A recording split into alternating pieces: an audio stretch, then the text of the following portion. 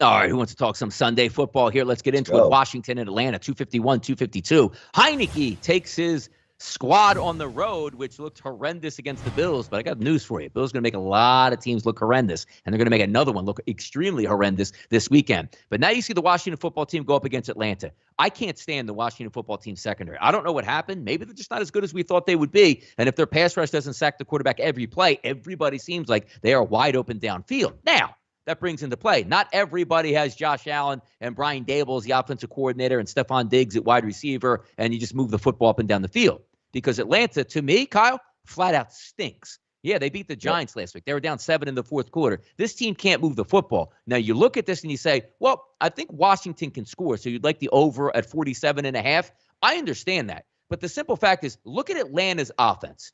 You need to be able to exploit a bad secondary. I like Calvin Ridley as a wide receiver. Kyle Pitts is still a young rookie. The quarterback stinks. The ground game reminds me of the Steelers last year when they would hand off and have 2 yards in a cloud of dust. So what I'm saying to you is the Atlanta Falcons, if they score, Kyle, there's no big plays. There needs to be 11 plays, 65 yards, 8 minutes off the clock, and then they kick a field goal inside the red zone because Matt Ryan can't score. So I like the Washington football team. I think they get the cover at -1.5. I was even trying to talk myself into a team total on Washington, but it's not really the Washington offense. We should be able to get to see Curtis Samuel back at wide receiver, which would line him up with Terry McLaurin. That's a nice set. Antonio Gibson sat out of practice today with a shin injury. They say they don't think that's going to be that big of a deal, and he should play Sunday. But the fact is, Kyle, it's not Washington that I'm worried about. It's Atlanta's offense moving at a glacial pace up and down the field. I think Washington wins this game. I'll lay the 1.5 here. I completely agree with you. And it's interesting that you bring up the Washington secondary because I, like you, expected them to be very good. But I will say this. We talked a lot about William Jackson. He has actually been good. He's only allowing completion on 16% of the targeted routes. He's giving up less than 0.25 fantasy points per route ran against. So he's been the one positive. Then you look at the negative. Kind of surprising. Kendall Fuller, an upper echelon type of slot corner, has been absolutely torched over the middle of the field. So they got to do something to help him out. And then on the other side, Benjamin St. Juste, who has not been practicing this week, so they could have a replacement over there. The problem for Atlanta is if you're going to have Calvin Ridley on the perimeter on 85% of his offensive snaps, he's going to see a lot of William Jackson, who is by far their best defensive back right now. We sort of talked about this week 1. Okay, maybe Atlanta will be better at home. What happened? The Philadelphia Eagles, who I don't think, and I know you love your Eagles, but I don't think any of us are impressed by what's going on with Philadelphia. They came in there and beat the brakes off of the Falcons. I mean, they made them look awful. I like Washington here too. I made it a part of my pick 6.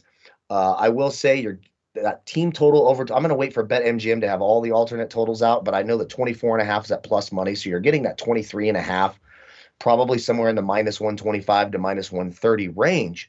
I think Washington gets to 24 points here. This Falcons defense is god-awful. Fabian Moreau on the outside is going to get absolutely torched by Terry McLaurin. This is not the Buffalo Bills they're playing. Controlled environment. The Falcons, I know they won the game last week. They still look terrible on tape. For me, it's Washington. It's a short number. I expect them to win the game. 1.5. Sign me up for Washington.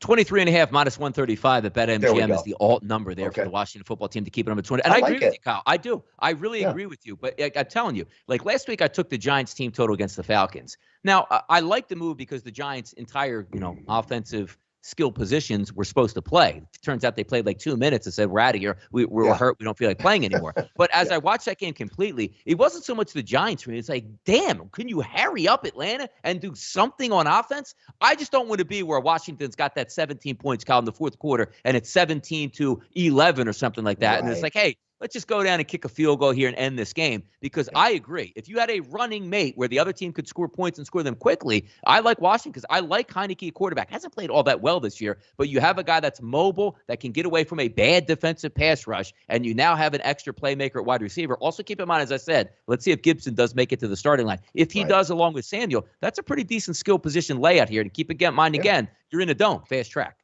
Exactly. I completely agree. And I wanted to bring up one more point that I forgot in the Jacksonville-Cincinnati game. For those of you looking at that Jacksonville team total, 18.5, 17.5.